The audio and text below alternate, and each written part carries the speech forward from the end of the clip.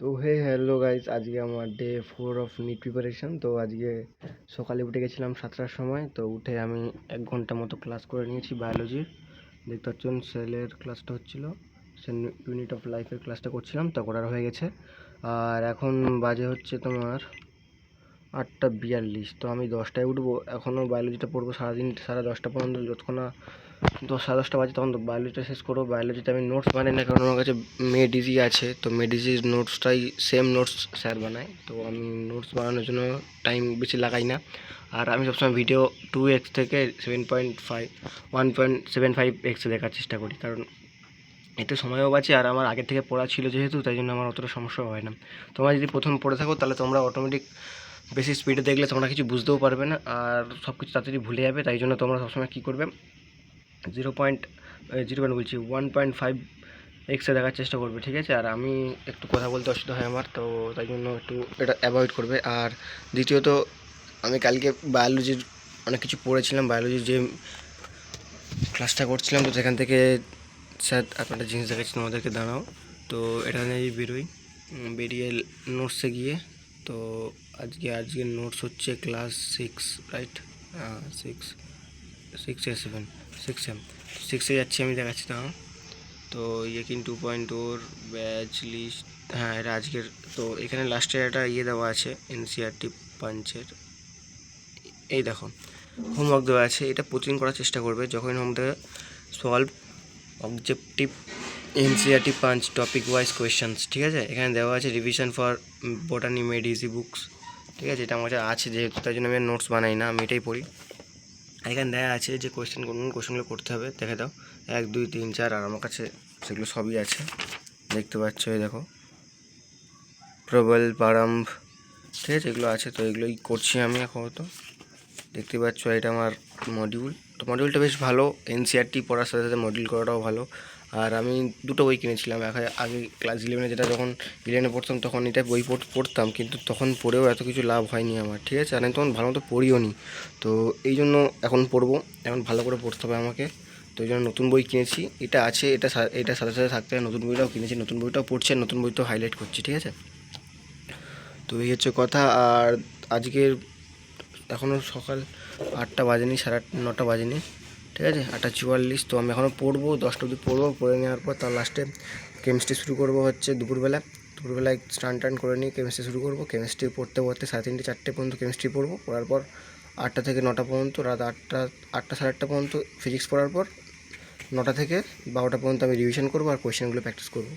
এছাড়া আর কোনো কাজ নেই আমার আজকে, এগুলো করতে হবে। করে নেওয়ার পর ডেইলি যা ক্লাসে হবে, ডেইলি আমি চেষ্টা করছি ডেইলি 2টো করে নোটস বা 2টো করে চ্যাপ্টার ওই ভিডিও লেকচারগুলো দেখার। ডেইলি 2টো করে ভিডিও লেকচার দেখলে অনেক ভিডিও কমে যাবে, যেমন দেখাচ্ছি, দেখো আমার আপাতত আজকে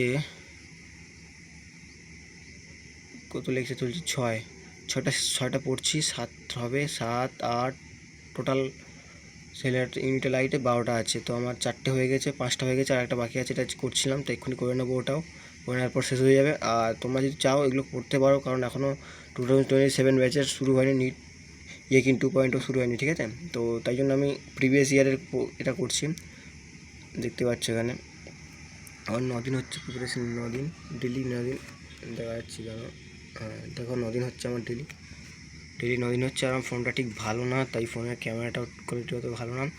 আর 9 দিনের পর আপাতত পড়তে হবে। আর আমার এক্সপি এত এসছে, র্যাঙ্ক 12, ঠিক আছে? তো আমি পড়ি না, আমি তাতে যদি দেখি বলে আমার অতটা কাউন্ট হয় না। আর টেস্ট আমি এখনও কিছু দিইনি, টেস্ট একটা চ্যাপ্টার শেষ করার পর দেবো। দেখতে পাচ্ছ এখানে অল টেস্ট আছে, আদার টেস্ট কমপ্লিট, দেখতে পাচ্ছ প্র্যাকটিস টেস্ট, এটা প্র্যাকটিস টেস্ট, এটা ইউনিট আছে, দেখো সিলেবাস দেখাচ্ছি তোমাদেরকে আমি, এই দেখো বেসিক্স ম্যাথ দেওয়া আছে, কেমিস্ট্রি বেসিক্স ম্যাথ দেওয়া আছে, botany cell unit of light আছে, এটা পড়বো।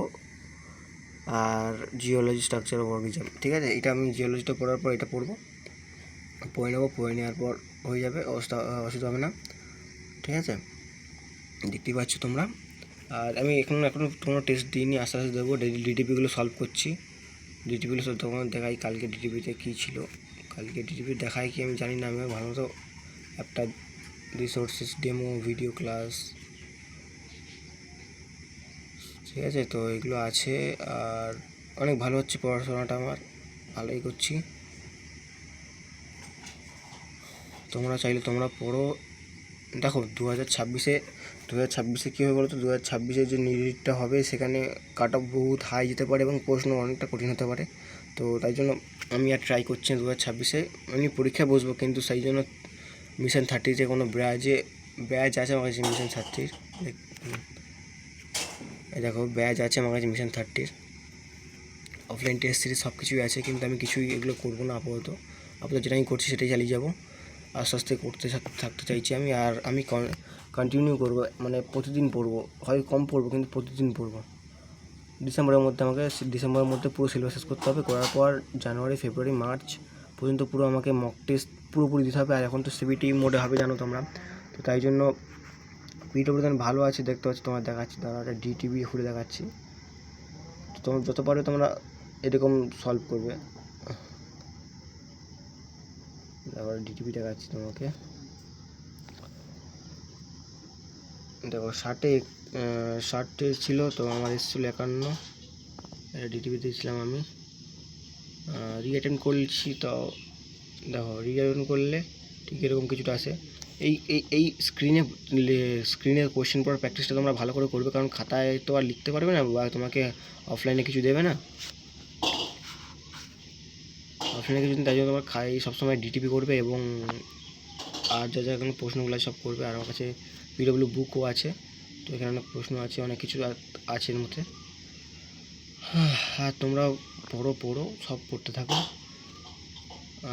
আর আমি ভিডিওটা বানাই কারণ আমার কতটা গ্রোথ হচ্ছে আমি দেখার জন্য, যে আমি আজকে যা পড়েছি কালকে তার থেকে বেশি পড়তে পারছি কিনা। ঠিক আছে, কালকে আমি ঠিকমতো পড়তে পারিনি, কারণ কালকে আমি যেখানে নতুন শিফট হয়েছি তারপর পড়ার জন্য মেসে, তো সেখানে জিনিসপত্র বয়ে আনার জন্য আমার কালকে পড়া হয়নি ঠিকমতো।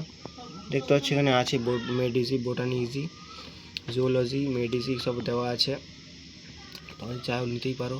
নিট মডিউল ড্রপার এগুলো দেওয়াই আছে। তো আমি এই ব্যাচটা নিইনি, যেটা ইনফিনিটি নিলে হতো, কিন্তু ইনফিনিটি নিইনি, আমি বেসিক ব্যাচটাই নিয়েছিলাম। তো এখানে কিনতে গেলে আমাকে কিনতে হবে, আবার দেখতে পাচ্ছ 937 টাকা দিয়ে কিনতে হবে এখন আমাকে, কিন্তু আমি কিনবো না, কারণ আমার কাছে অলরেডি মডিউল আছে সব কেনা। ঠিক আছে, তো মডিউল আমি কিনবো না। আর এখানে দেখতে পাচ্ছি প্রথমে 3টে চ্যাপ্টার মনে হয় দেখাচ্ছি আমি কেমিস্ট্রি, প্রথমে 3টে চ্যাপ্টার মনে আনলক করা আছে, যে 3টে চ্যাপ্টার আনলক করা আছে, তোমার দেখাচ্ছি, দাঁড়াও। 3টে চ্যাপ্টার আনলক করা আছে, হয়তো কপিরাইট ক্লেম পড়তেও পারে, আমি জানি না ঠিক এখনও ইউটিউবের বিষয়ে কিছু। দেখতে পাচ্ছি দেখো, দেখতেই পাচ্ছি তোমরা।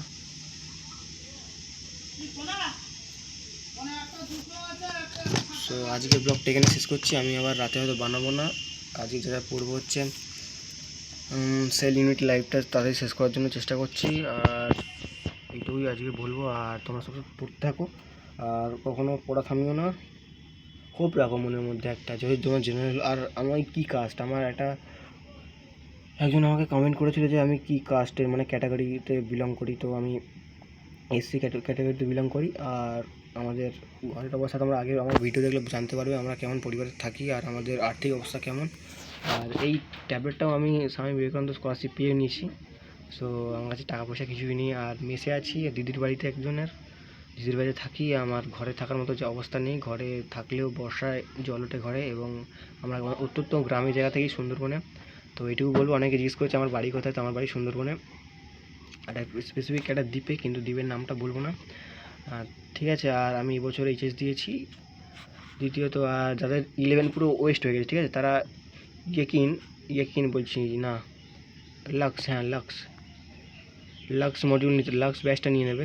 দাও দেখাচ্ছি তোমাকে আমি, দেখো ড্রপার ব্যাচ দিয়েছি, আমি চেঞ্জ করে ক্লাস 12টা নিট করি।